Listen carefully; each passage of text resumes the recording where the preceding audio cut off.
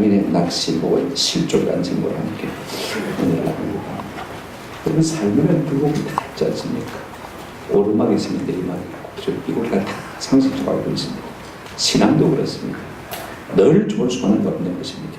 한때 성령 충만했던 사람도요, 오늘 나라고 들어주시는 것이 인생인 것입니다. 잘 믿다가도 공연히 정말로 하나님이 계실까? 하나님이 계신다면 진짜로 날 사랑하실까? 그렇다면 왜 상황이 이럴까 하는 그런 마음의 의심과 좌절과 낙심의 순간이 있는 것입니다. 오늘 우리가 본문을 보게 되면 도무지 그래서도 안 되고 그럴 수도 없는 한 사람이 낙심하고 있는 것을 우리가 보게 되죠. 누굽니까? 세례 요한이라는 사람입니다. 그런 예수님의 전력으로 이 땅에 보냄을 받은 사람입니다. 예수님이 오시는 길을 예비하도록 길을 닦도록 보내심을 받은 사람이라는 말씀을 했습니다. 그런 그가 감옥에서 자기 제자 둘을 보내어서 예수님을 향해서 이런 질문을 하게 만들었습니다. 오실 그이가 당신입니까? 아니면 우리가 다른 사람을 기다려야 되겠습니까? 라고 묻는 것을 보게 되었습니다. 여러분, 예수님을 소개해야 될 사람, 그죠? 또 소개했던 사람입니다. 예수님에게 세례까지 줬던 인물이 바로 세례 요한 아닙니까? 그가 예수님을 향해서 보라, 세상대를 주고하는 하나님의 어린 양이로다 라고 외쳤던 사람입니다. 그런데 지금 그가 예수님께 이렇게 묻고 있습니다. 오실 그이가 당신입니까? 당신이 메시아 맞습니까? 당신이 하나님의 아들 맞습니까? 이렇게 묻고 있는 것을 볼 수가 있습니다. 이것은 분명히 의심이고, 이것은 낙심이고, 이것은 시험에 드는 것입니다. 그러나 여러분, 그럴 수 있는 것이 인생입니다. 이것이 인생의 한계인 것을 볼 수가 있습니다. 한편으로는 그런 마음들을 세례요한의 질문이 참 좋은 질문이다 싶은 생각이 들어요. 그죠? 나 혼자만 가진 궁금함이라면 그걸 질문하면 별로 안 좋은 질문인데, 그죠? 모든 사람이 다 이런 생각을 갖고 있지 않습니까? 진짜로 우리 하나님이 하나님 맞나? 그죠? 그런 생각이 우리 속에 들 때가 있지 않습니까? 오늘 이 질문을 세례요한의 질문이지만 우리가 나의 질문으로 생각하고, 우리 예수님께서 우리에게 어떻게 말씀하는지 좀 들어보시고, 또 예수님께서 이와 같은 질문을 만났음에도 불구하고 어떤 태도를 가지고 살아가시는지를 우리가 좀 생각하시면서 은혜를 받았으면 좋겠습니다. 첫 번째로 이 세례요한의 낙심에 찬 질문에 대해서 우리가 좀 생각해 보십시오. 2절 한번 보시기 바랍니다. 요한이 옥에서 그리스도께서 하신 일을 듣고 제자들을 보여 옛날 고대 사복에는 제자 둘을 보냈다 이렇게 말하고 있습니다. 3절을 예수께 여짜오되 오실 그이가 당신이 오니까 우리가 다른 일을 기다리오니까 라고 하는 것을 볼 수가 있습니다. 먼저 여기서 우리 나오는 요한은요, 예수님의 제자 사도 요한 아닙니다. 그래서 예수님께 세례를 준 요한이기 때문에 우리가 구분해서 쓰기 위해서 세례자 요한 혹은 세례 요한이라 이렇게 쓰고 있다는 사실을 기억하시기 바랍니다. 지금 그 요한이 어디에 있습니까? 옥에 있습니다. 그죠? 무슨 큰 죄를 지어서 옥에 갇힌 것을 결단한 거 아닙니다. 우리가 조금 넘겨보시면 마태복음 14장 3절에 이런 말씀이 있습니다. 4절까지 보시면요, 전에 헤롯이 그 동생 빌립의 아내 헤로디아의 일로 요한을 잡아 결박하여 옥에 가두었으니 이는 요한이 헤롯에게 말하되 당신이 그 여자를 차지한 것이 옳지 않다 하였습니다. 이 말만 가지고는 잘 모르겠죠. 그죠? 그 당시에 유대 왕이 누구냐면 헤롯 안디바스라는 사람입니다. 그의 동생이 빌립이라는 사람이 있었는데 말입니다. 이 빌립이 로마에 출장한 틈을 타서 그 빌립이 안에 헤로디아를 가지고 논 겁니다. 가지고 논 것으로 그친 것이 아니고 아예 강제로 자기를 아내 삼아버린 것입니다. 그러니 여러분, 온 백성들이 다 알지 않습니까? 그 당시에 많은 종교주의자들이 있었어요. 제사장도 있고 바리새인도 성리가도 있고 사도분도 있었습니다. 그런 사람들은 입도 뻥긋하지 않는데 이 세례 요한이 말입니다. 아르치도 옳지. 한번 합시다. 옳지 않다. 반드시 분명히 그건 부도덕한 일이고 불륜이라는 것입니다.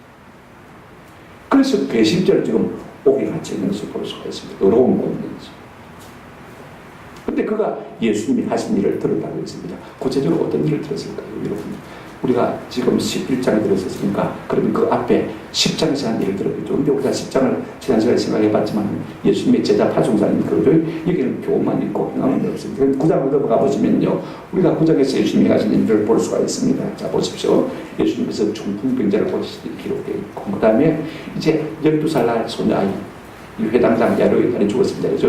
근데 금방 죽은 소녀아이를 살리신 것을 볼 수가 있고, 그 다음에 12회를 해를 줄 알던 여인을 갖다가 고쳐주신 것을 볼 수가 있습니다. 2명의 눈을 뜨게 했고 말 못하는 사람을 말하게 하신 것을 볼 수가 있습니다. 근데 이건 조금 멀리 있는 것입니다. 그런데 우리가 백행구절이 누가복음 7장을 보게 되어지면요, 바로 이 말씀 앞에 어떤 일이 있느냐면 우리 예수님께서 백부장의 종의 중풍병을 고쳐준 것을 볼 수가 있습니다. 그런가 하면요, 나인성에 들어갔을 때 이제 나인성 한 과부의 아들이 죽어서 독자한테 말입니다. 3녀가 나온 것을 보았습니다. 여러분 얼마나 억장이 무너져 내리겠습니까? 과부의 소망이 무엇입니까? 하나밖에 없는 외아들 아닙니까? 근데 그가 죽어서 무슨 소망이 있겠습니까? 예수님께서 불쌍히 여기시고 그 관에 손을 대시며 청년아 일어나라고 말씀하시므로 말미암아 그 청년이 일어서서 이제 말도 하게 되는 것을 볼 수가 있습니다. 죽은 자를 살리신 사건이죠. 그 다음에 이제 요한 이야기가 나오는 것을 보아서 아마 제자들이 요한의 제자들이 말입니다. 감옥에 있는 요한에게 가서 예수님께서 이렇게 중풍병도 고치시고 죽은 사람도 살리시라 이렇게 전해준 것 같고, 그런데 그 순간에 지금 요한이 말입니다. 그의 제자들을 예수님께 보내어서 이런 질문을 하는 것을 볼 수가 있습니다. 오실 그이가 당신이 오니까 그러는 것입니다. 그러면 당신이 메시아 맞습니까? 그 속에 무슨 마음이 있습니까? 낙심이 있다는 것을 우리가 볼 수가 있지 않겠습니까? 여러분 문제 자체는 무엇입니까? 이런 질문이 나보다는 것이 아닙니다. 참 좋은 질문인데 그 질문을 누가 했습니까? 세례 요한이 하고 있다는 사실입니다. 세례 요한이 어떤 사람입니까? 자 보십시오. 세례 요한은요 하나님의 음성을 들은 사람입니다. 물로 세례를 예수님께 준 사람이 장본인이 바로 세례 요한입니다.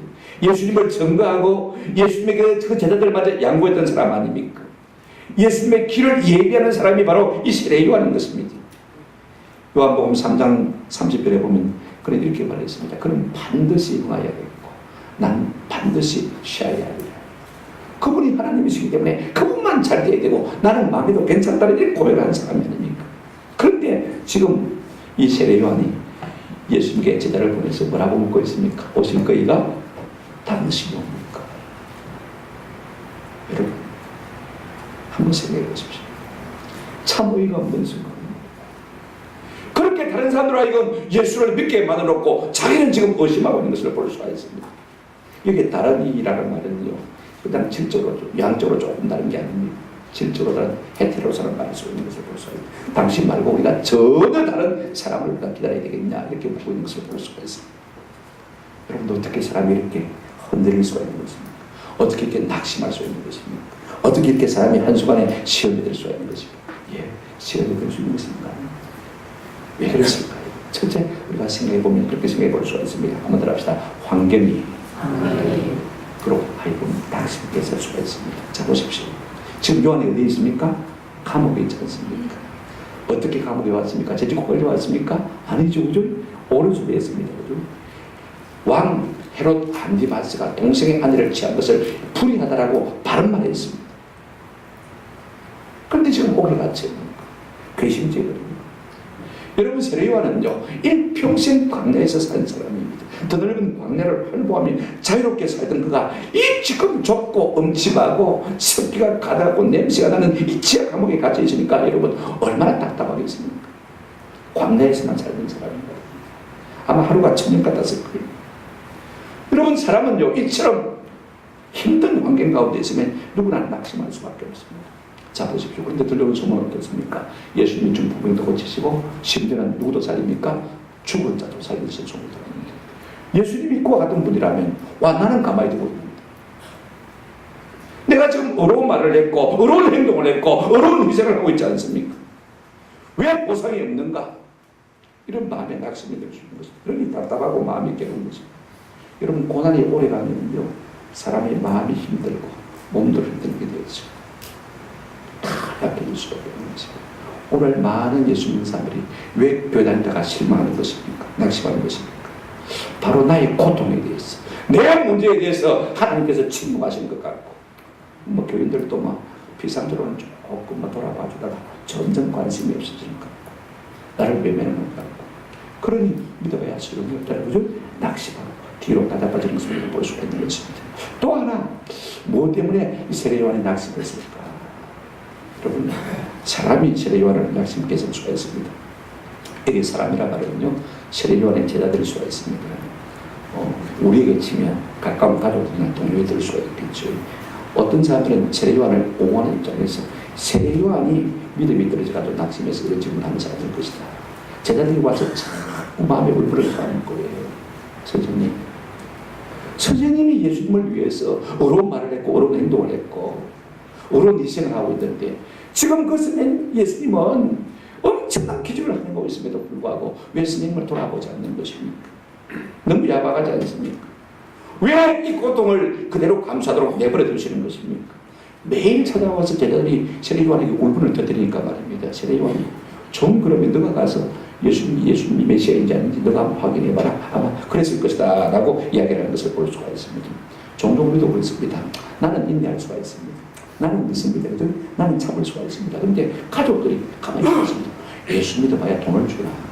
양식이 있나. 월급이 나오라. 말하고 그러는데. 그러면요, 우리의 마음이 낙심될 때가 참 많이 있는 것이에요. 세 번째로, 사단이 그로 하여금 낙심케 했을 것입니다. 자, 보십시오. 여러분, 사단은요, 사람으로 하여금 낙심케 해서 그리스도께서 떨어지도록 하는 일에 뭡니까? 전문가입니다. 전문적으로 누가 사단이요? 이 일만 하는 것이 사단의 일인 것입니다. 그런 이유예요. 틈만 생기면 우리의 마음을 해주고 들어와서 그 속에 의심을 불러일으키고 네가 예수님을 위해서 그런 말을 하고 어려운 행동을 하고 어려운 희생을 했다마는 결과가 감옥이냐. 그런 예수 말하고 믿는데 아마 자꾸 마음을 부추겼을 것입니다. 그런 이유 사람이 낙심할 수밖에 없는 것이죠. 여러분, 여자가 낳은 자 중에서 가장 위대한 자라고는 이 세례 요한마저 여러분 예수님에 대해서 잠시 심쪽했다면 오늘 우리야 여러분 오죽하겠습니까? 사람이 고난이 오르면 마음이 얇아지고 심령도 좁아졌습니다. 그러면 사람들을 자꾸 마음에 부추기잖아요. 거기다가 사단까지 우리의 마음을 부추기는 것을 볼 수가 있습니다. 여기에 사단이 틈타고 그런 말면 낙심이 되는 것입니다. 여러분, 세례 요한이 신앙이 없어서 낙심하고 있는 겁니다. 인간이기 때문에 누구나 약할 수밖에 없다는 것입니다. 인간의 총체적인 조건이 무엇입니까? 한번 들어봅시다. 연약함입니다. 여러분, 나는 안 약하다. 아닙니다. 그런 사람일수록 더 약한 사람입니다. 안 약할 줄 알 뿐인 것입니다. 사람은 누구나 다 낙심하고 실망하는 것입니다. 이것이 세례 요한의 모습이고 이것이 오늘 우리의 모습이라는 것입니다. 예수님, 당신이 참으로 메시아라면 나를 어느 때까지 이대로 두시렵니까? 이와 같은 울분이 우리 속에 다 있지 않습니까? 우리가 다 낙심하고 있지 않습니까? 근데 한 가지 세례 요한에게 고마운 것은요, 그럼에도 불구하고 그에게 뭐가 있다는 사실이냐면 한번 더 합시다. 소망이 있습니다. 기다림이 있다는 것입니다. 다른 일을 우리가 기다려오고 있습니다. 지금 메시아를 기대했기 때문에 낙심하고 있습니다. 여러분, 기대감이 크면 낙심, 실망감도 크지 않습니까?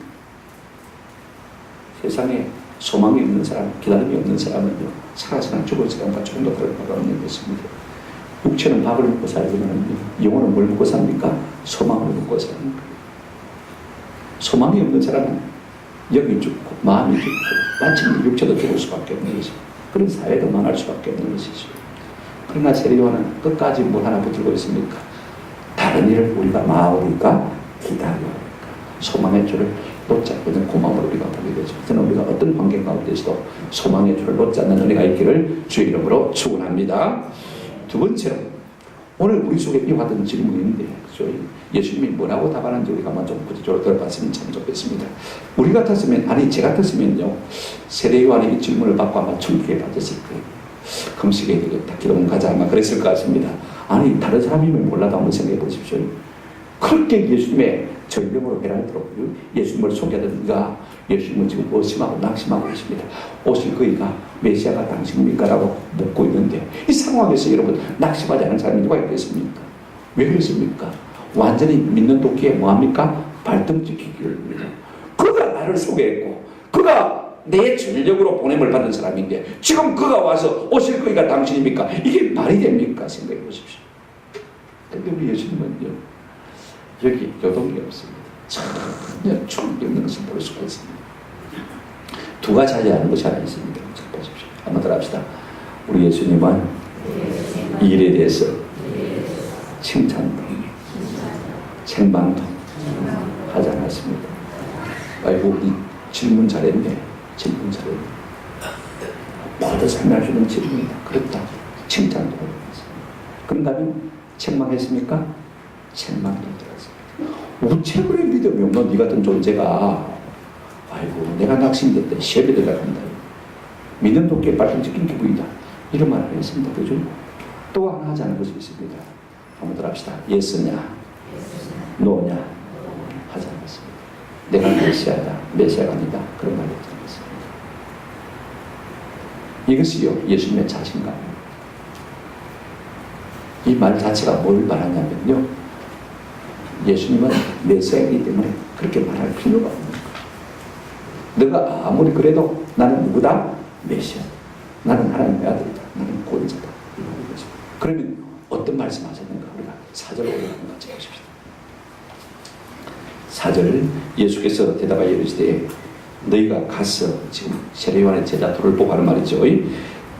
듣고 보는 것을 요한에게 말아 알리라. 그 다음에 5절 보십시오. 같이 읽겠습니다. 시작. 맹인이 오며 못 걷는 사람이 걸으며 나병 환자가 깨끗함을 받으며 못 듣는 자가 들으며 죽는 자가 살아나며 가난한 자에게 복음이 전파된다 하라. 이게 예수님의 자신감. 메시아가 맞으니까 두 가지를 지금 말씀하고 있는 것입니다. 감사합니다. 사실대로 말씀대로 이 두 가지를 말해라. 그렇게 말하는 것입니다. 자, 사실대로 말이 무슨 말입니까? 보십시오. 우리 예수님이 어떻게 자신을 증명하고 있습니까? 사실대로 지금 증명하라고 말하고 있는 것입니다. 사실에 보십시오. 너희가 가서 한번 더 합시다. 듣고 보는 것을 요한에게 알리라. 듣고 보는 것은 뭡니까? 사실. 내가 지금 사실을 듣고 보고 있지 않습니까? 그걸 보여주라는 것입니다. 어떤 사실입니까? 지금 맹인이 눈을 떠서 보고 못 걷는 절름발이가 지금 걷고 나병 환자가 깨끗함을 얻고 귀머거리가 지금 뭡니까? 듣고 죽은 자가 살아나고 가난한 자에게 뭐가 전파됩니까? 복음이 전파되고 있다. 이걸 지금 가서 네가 보고 들은 대로 가서 말해주라는 것입니다. 예수님으로 말미암아 도대체 이와 같은 놀라운 기적이 일어나고 있음을 네가 가서 사실대로 지금 말해주라는 것입니다. 여러분 우리가 요한의 입장이면요 이 말이 귀에 들어오겠습니까? 들어오겠습니까? 밖에서 아무리 기적이 일어나도 내가 말하는 기적은 뭡니까? 여러분이 말하는 기적은 뭐예요? 지금 요한이 어디에 있습니까? 감옥 속에 있습니다. 그러면 요한에게 기적은 뭡니까? 감옥에서 많은 거요? 나가는 것이 기적 아닙니까?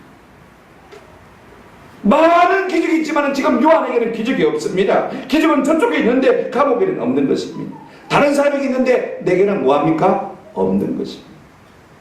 온 천지에 기적이 가득해도 내게 기적이 없으면 기적이 있는 것입니까? 없는 것입니까? 없는 것이죠. 여러분 마음 심보가 그렇지 않습니까?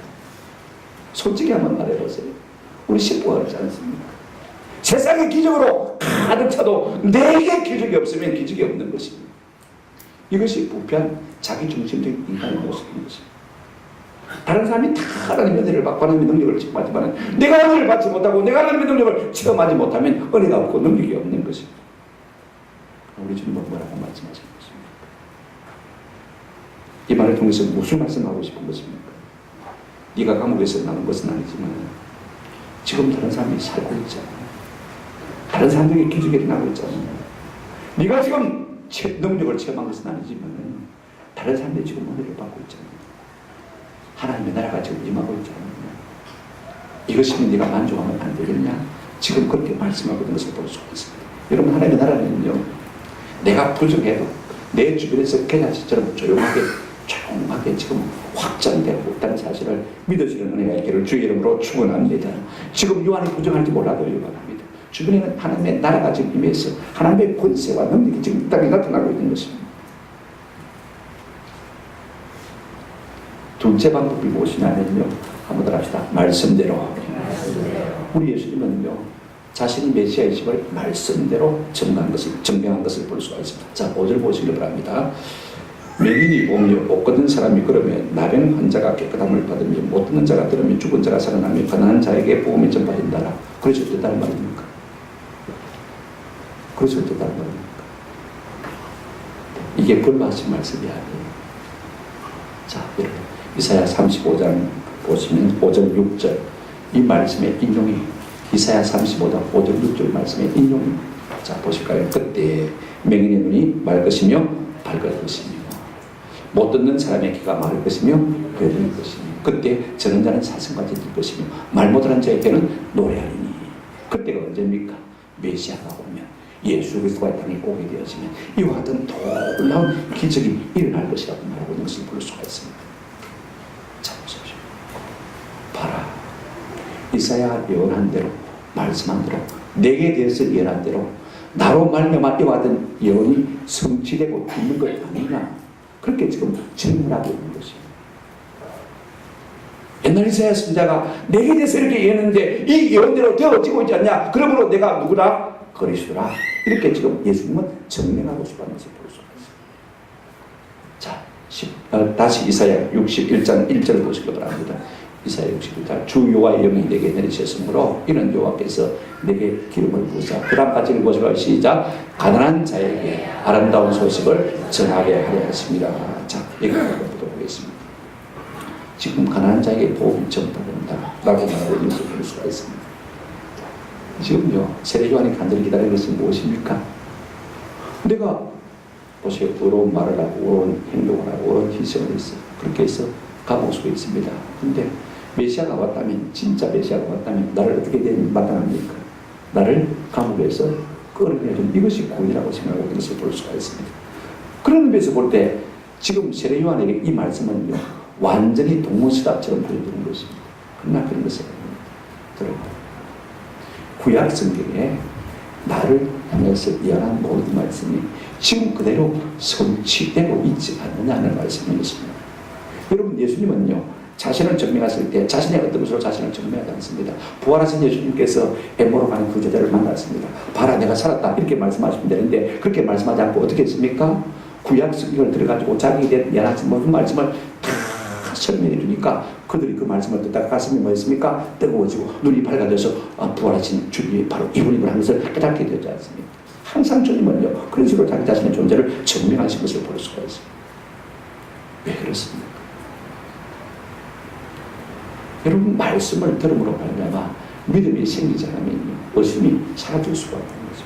믿음은 어디에서 오는 것입니까? 로마서 10장 17절에 뭐라고 했습니까? 믿음은 그러므로 들음에서 나며 들음은 누구의 말씀요? 그리스도의 말씀으로 하는 겁니다. 우리가 낙심을 이길 수 있는 비결이 무엇입니까? 예수님이 내가 그리스도라고 말한다고 해서 믿어질까요? 이겨질까요? 아닙니다. 우리 주님이 우리에게 하시는 일을 들을 때 우리가 낙심을 끼는 놀라운 은혜가 우리의 삶 가운데 일어날 줄로 믿습니다. 우리 주님에 대해서 성경에 예언한 말씀을 듣게 되어질 때 그 말씀으로 말미암아서 우리 속에 믿음이 생기고 확신이 생기면서 낙심을 이기게 될 줄로 믿습니다. 이것이요 우리 주님이 행하신 방법인 것입니다. 우리 주님은 사람이 약한 것도 아십니다. 사람의 연약함도 아십니다. 동시에 어떻게 사람을 치료하시는 줄도 아시는 주님이신 것입니다. 봐라 내가 내다 라고 말한다고 해서 사람이 믿을까요? 아닙니다. 뭘 통해서요? 말씀을 통해서 자신이 메시아이심을 증명한 것을 볼 수가 있습니다. 그러므로 부탁을 드립니다. 여러분 우리의 삶에 낙심으로 잘 믿다가 우리 마음속에 시험이 살랑 들거든요. 여러분 포기하고 주저앉으시면 안 됩니다. 한번 더 합시다. 말씀을 가까이 합시다. 자꾸 억지로도 말씀을 듣고 말씀을 읽으면요 그 말씀이 생명이 있고 그 말씀이 능력이 있어 우리를 살리게 될 줄로 믿습니다. 그 말씀이 우리에게 믿음과 담대함을 주는 것입니다. 그러나 말씀을 떠난 인생은요 살 길이 없는 것입니다. 우리가 아세요. 마지막으로 우리가 생각할 것은요 예수님의 자신의 참 당부가 무엇인가를 좀 생각해 보십시다. 제가 1절을 건너드렸습니다만 조금 이따 말씀드리고 먼저 6절을 좀 읽도록 하겠습니다. 6절 말씀 한번 같이 읽어보실까요? 시작. 누구든지 나로 말미암아 복이 있도다 하신다. 저 같으면 제가 시험에 들었을 거예요. 보십시오. 아니 세례요 같은 사람이 나를 지금 부인하고 있습니다. 살짝 맛이 가서 어떻게 그럴 수가 있을까 하고 내가 시험에 들 것 같아요. 그래서 아이고 기도를 해가지고 금식했으면 참 좋겠다. 아마 이렇게 판단하실 것 같은데 우리 예수님은요 요동함이 없어요. 그래서 자신의 행복을 멈추었습니까? 자 우리 6장 1절을 한번 먼저 읽어야 되겠습니다. 청사 6장 1절 같이 한번 읽어보십시다. 마태복음 6장이 아니고 11장 1절 11장 1절 본문 같이 한번 읽어보십시오. 시작. 예수께서 예물을 제자에게 명하시기를 막으시고 이에 그들의 여러 동네에서 가르쳤습니다. 전도하시고 그들에게 자, 제가 말씀의 요지를 알리면 우리 예수님은요 늘 말씀하시고 행동하시고 자, 사도행전 1장 1절에 보시면 여러분 뭐라고 되어 있습니까? 누가 아시나요? 사도행전 1장 1절 누가 빨리 한번 찾아서 읽어보시겠다. 안 나오면 뭐 화면에 열어주시든지. 사도행전 1장 1절 여러분 성경도 좀 찾으셔야 되는데 찾을 생각도 안 하신다. 보여주겠지. 다 같이 한번 읽어봅시다. 시작. 배우기를 내가 먼저 쓰는 무릇 예수께서 행하시며 가르치시기를 시작하십니다. 자, 뭐가 먼저 나오죠? 행하시며. 그 다음에 뭐 하십니까? 오늘 우리 대부분 가르치는 건 좋아하지만 나는 별로 좋아하지 않습니다. 그죠? 말하는 것을 좋아하지만 행동하는 것을 별로 좋아하는 사람 없습니다. 그러나 우리 예수님의 착각은 뭐냐면 항상 행동입니다. 자, 우리가 이걸 좀 이해하려면 마태복음 구절을 좀 이해하시는 게 좀 필요할 것 같아요. 마태복음 1장부터 4장까지는 서론입니다. 그죠? 5장부터 6장, 7장까지는 뭐예요? 우리가 산상보이라고 하는 말씀입니다. 그죠? 그 다음에 이제 8장, 9장 넘어가면 예수님께서 이제 병든 자를 고치시는 예수님의 행동들이 나오는 것을 볼 수가 있습니다. 그죠? 그 다음에 이제 10장에 와서 뭐가 있었습니까? 제자 파송사 우리가 들었죠. 그죠? 말씀입니다. 그죠? 근데 이제 11장에 오면 뭐가 나옵니까? 다시 예수님의 행동들이 나오는 것을 볼 수가 있습니다. 이렇게 해서 이 마태복음의 구조는요, 5층의 떡판으로 되어 있습니다. 우리가 떡판을 보면요, 자, 떡이 있고 고물이 있고, 떡이 있고 고물이 있고, 떡이 있고 고물이 있지 않습니까? 그죠? 마태복음은 꼭 그런 구조로 되어 있습니다. 아버사 말씀. 한번 따라합시다. 말씀, 행동, 말씀, 행동, 말씀, 행동. 말씀만 있는 것이 아니고 행동도 있고, 행동만 있는 것도 아니고 뭐도 있고요? 말씀. 제가 왜 말을 하냐면 사람들이 부딪히는 문제가 많으니까 아이고 모르겠다. 나는 말씀만 읽고 기도를 한다. 그죠? 이런 생각을 많이 하게 됐습니다. 그러나 예수님 그렇지 않습니다. 이런 도전들이 올 때도요, 거침없이 그대로 앞으로 나가실 것을 볼 수가 있습니다. 보십시오. 지금 제자들을 파송합니다. 이때와 같은 세상으로 보내시는데, 그죠? 지금 제자들은 어떤 상태입니까? 어린 양과 같은 상태입니다. 아이고, 되겠나? 안 되겠지? 기도하고 좀 더 금식하고, 그죠? 그래서 우리가 해야 안 되겠나? 그렇게 주저하고 망설이시는 게 아닙니다. 서술은 없이 세상 가운데로 계속해서 행동하시기 위해서 나아가는 모습을 볼 수가 있습니다. 그러다가 누구를 만났어요? 세례 요한의 제자들을 만났고 오실 거기가 당신입니까는 아주 충격적인 질문을 받게 되었습니다. 우리 같으면 어떻게 되겠습니까? 아이고 다시 기도문가 산에 올라가자 기도하자 그랬을 것인데 예수님께서는 그런 것이 전혀 없어요. 계속해서 행동하시는 것을 볼 수가 있습니다. 자, 우리가 낙심을 이기는 비결이 무엇일까요? 제가 여기서 한 가지 힌트를 얻습니다. 한번 더 합시다. 하던 일을 계속 하십시다. 낙심하지 말고 두려움이 있습니다. 낙심이 우리를 찾아올 때마다 하는 일을 계속하는 은혜가 있기를 주님의 이름으로 축원합니다. 우리 주님 그 확신 가운데 가신 주님께서 우리에게 당부가 무엇입니까? 6절 말씀 한번 다시 읽어보십시다. 잊어버리지 말고 6절 11장 6절 말씀입니다. 다시 읽도록 하겠습니다. 시작.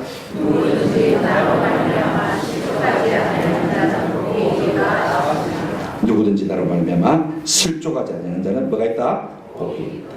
오문은 복이 있다. 누구든지 나로 말미암아 실족하지 않는 자가 그렇게 말하고 있는 것을 볼 수가 있습니다. 자, 여러분 보십시오. 우리 모두가 다 세례요한과 같은 낙심이 있습니다. 그죠? 진짜 하나님 말씀입니까? 어떤 때는 우리 삶 가운데서요, 이와 같은 절규와 피 맺힌 절규가 나도 모르게 일어나는 것을 볼 수가 있습니다. 근데 우리 예수님은 뭐라고 말씀하고 계십니까? 그럴지라도 누구든지 나로 말미암아 실족하지 않는 자는 뭐가 있다? 복이 있다 라고 말씀하시는 것을 볼 수가 있습니다. 사실은요, 사람이 누구 때문에 넘어진가 하지 않습니까? 그죠? 내가 실족하고 넘어지고 시험에 드는 이유가 어디 있습니까? 뭐 사람 때문에 그렇다, 환경 때문에 그렇다 그런 말을 하지만 실제로 내 약함 때문에 그런 것입니다. 내 중심성 때문에 그런 것을 우리가 잘 알고 있지 않습니까? 여러분, 누가 복 있는 사람이 되는 것입니까? 예수님을 따르다가 여러 가지 어려움을 만나고 시험을 만나고 좌절과 낙심을 만나고 절망을 만나지만 그럼에도 불구하고 포기하지 않고 낙심하지 않고 주님을 따르는 그 자가 뭐가 있다고요? 복이 있다라고 말씀하시는 것을 볼 수가 있습니다. 오늘 우리가 잘 믿다가 낙심하는 이유가 무엇입니까? 저는 크게 두 가지인 것 같아요. 한번 더 합시다. 내 생각과 하나님의 생각이 다를 때, 내 뜻과 하나님의 생각이 다를 때, 여러분 당연히 다를 수밖에 없습니다. 그런데 자꾸 우리는 하나님을 갖다가 내 생각에 맞추라고, 그죠? 하나님의 뜻을 내 뜻에 맞추라고 그럽니다. 실제로는 어떻게 됩니까? 내 뜻을 누구에게 맞춰야 됩니까? 하나님께 맞춰야 되죠. 내 생각을 누구에게 맞춰야 됩니까? 하나님께 맞춰야 되는데 자꾸 하나님대로 내게 맞추라고 그러죠. 그래서 하나님의 생각과 하나님의 뜻이 내 생각과 내 뜻과 맞지 않냐면 뭡니까? 우리가 낙심하는 경우를 볼 수가 있습니다. 내 생각이 낫겠습니까? 하나님의 생각이 낫겠습니까? 사람은요, 자기 본주밖에 모르요. 저는 그걸 군에서 깨달았습니다. 여러분, 중사는 중사 생각밖에 못해요. 중대장은 중대장 생각밖에 못해요. 대장은 대대장 생각밖에 못해요. 그 범주를 뛰어넘는 걸 제가 보지 못했어요. 항상 자기 입장에서만 말하고 생각하고 판단하더라고요. 근데 사단장은 사단장 입장에서 다 크게 보고 말해요. 우리가 하나님의 뜻을 알면 얼마나 알겠습니까? 하나님의 넓은 생각을 알면 얼마나 알겠습니까? 그런데 우리는 어떻게 합니까? 다 자기 중심적이라서 내 뜻대로 안 해준다고, 내 생각대로 하나님께서 우리에게 응답하지 않는다고 하나님을 원망하고 낙심할 때가 참 많은 것입니다. 저는요, 우리가 이 낙심을 이기려면 한번 더 하십시다. 내 생각은 하나님의 생각에 맞추면 됩니다. 자꾸 맞춰가야 돼. 그런 일을 해야 돼. 그래야 우리가 낙심을 이길 수 있는 것입니다. 그래야 우리가 하나님 앞에서 복된 사람들이죠. 두 번째, 사람들이 자꾸 낙심하는 이유가 뭐냐면요, 타이밍입니다. 사람들이 자기 때가 다 있어요. 근데 하나님께서 내 때에 안 맞춰준다고 우리가 원망하고 낙심하는 것을 볼 수가 있습니다. 하나님, 지금쯤 부자 되게 해주셔야 되지 않습니까? 지금쯤 내가 부장이 되어 있어야 되지 않습니까? 지금쯤 큰 교회가 되어야 되지 않습니까? 지금은 병이 나야 되지 않습니까? 지금은 자식들의 문제가 해결되어야 되지 않습니까? 언제까지 들어두시렵니까? 누구 때문이요? 내 때, 내 생각이라고 하는 거죠. 하나님은 하나님의 때가 있습니다. 맞습니까? 근데 하나님의 때를 기다리지 못하고 자꾸 내 때를 주장하려고 하니까 내가 낙심하고 내가 실망하고 내가 좌절하는 것을 볼 수가 있습니다. 진짜 예수님이 메시아라면 내 뜻대로 해줘야 되고 내 때에 맞춰서 일을 해줘야 되는 것 아닙니까? 그래서 우리가 낙심하고 예수님을 의심할 때가 참 많이 있는 것입니다. 그럴 때 우리가 낙심하지 않을 수 있는 은혜가 무엇입니까? 우리의 이 병을 고쳐주는 것이 무엇입니까? 자꾸 하나님이 하신 일을 듣고, 그죠? 하나님의 말씀을 자꾸 우리 마음속에 새기는 겁니다. 그러면서 내 생각이 틀렸구나, 내가 너무 조급했구나, 내가 너무 힘들다 보니까 내 마음이 너무 앞섰구나 깨닫고 주여 기다리겠습니다. 더 큰 은혜를 주실 줄로 믿습니다. 모든 것이 합력해서는 이룰 줄로 믿습니다. 그래서 하나님의 능력을 확신하고 체험하고 더욱더 구세의 믿음 가운데 설 수 있는 은혜가 있는 줄로 믿습니다. 말씀을 맺습니다. 사람들은 이런저런 이유로 믿다가 종종 낙심하는 것을 볼 수가 있습니다. 때로 잘 믿는 사람도 마찬가지입니다. 우리가 넘어지지 않을까, 이렇게 하는 세상이 없습니다. 모든 인간은 다 약한 것입니다. 그런데 우리 예수님은요, 그런 요한을 나무라지도 아니하시고 칭찬도 하지 아니하신 것을 볼 수가 있습니다. 그것 때문에 요동도 하지 아니하신 것을 볼 수가 있습니다. 왜냐하면 인생의 약함을 하시기 때문에 그렇습니다. 그리고 우리 예수님은 그걸 치유하시던 처방도 다 알고 계시는 것을 볼 수가 있습니다. 무엇입니까? 내가 내다 아무리 증명해봐야 소용없습니다. 안 믿어지면 소용이 없는 거예요. 그래서 예수님이 행하신 일을 말해주고 내게 대해서 기록한 성경을 말해주라. 그러므로 믿음은 무엇이 나고요? 들음에서 나고, 들음은 그리스도의 말씀에서 나고, 말씀을 들으면서 할 것이다. 확신을 가지고 낙심을 이길 것이다. 이것이 예수님이 하신 방법인 것입니다. 최종적으로 우리 예수님이 하신 말씀이 뭐냐면요, 한번 합시다. 가난한 자에게 복음이 전파된다. 여러분, 가난한 자는 누구입니까? 우리 누구는 자기 가난한 자라고 생각합니다. 왜냐하면 자기 중심적입니다. 내가 세상에서 제일 가난한 자다. 자기가 불리하면 내가 가난하다고 그러고 자기가 유익하면 내가 제일 세다, 그렇게 생각합니다만 진짜 가난한 자는 그런 사람이에요. 여러분, 세상 천지에 기적이 홍수처럼 일어나요. 여러분, 기적을 경험했다고 해서 다 하나님 믿어집니까? 내 병이 나았어요. 죽을 병이 나았어요. 며칠 동안 아이고 하나님 은혜를 받았다고 그럽니다만은요, 한 3일 지나고 나면 어떤 생각합니까? 나을만 하니까 나았지, 그죠? 우연히 나았겠지, 그죠? 그렇게 생각하는 것이 우리 인생입니다. 아니, 예수님께서 예수 믿으면 부자 됩니다. 예수 믿으면 가난한 자가 부자 됩니다. 그러면 화끈하게 말씀해 주시면 참 좋겠는데 뭐라고 말씀하셨습니까? 가난한 자에게 뭐가 있을 바된다? 복음이 진다고. 이게 가난이에요. 물리적인 가난이에요. 한번 들읍시다. 마음의 가난. 예수님이 무슨 일을 하셔도 은혜가 되는 감사가 되는 그 모든 것이 나를 위한 배려가 비록 내게 기적은 일어나지 않았지만 이것이 진짜 마음이 강한 자인 것입니다. 복음을 다 받아들이는 것입니다. 이 말씀은 무슨 말이냐면요, 한번 합시다. 겸손한 자에게만 은혜가 은혜 든다. 왜 낙심합니까? 내 마음에 교만하기 때문입니다. 진짜로 하나님의 아시는 그런 신이 그런 자에게 은혜되게 하시는 하나님의 신적으로 믿습니다.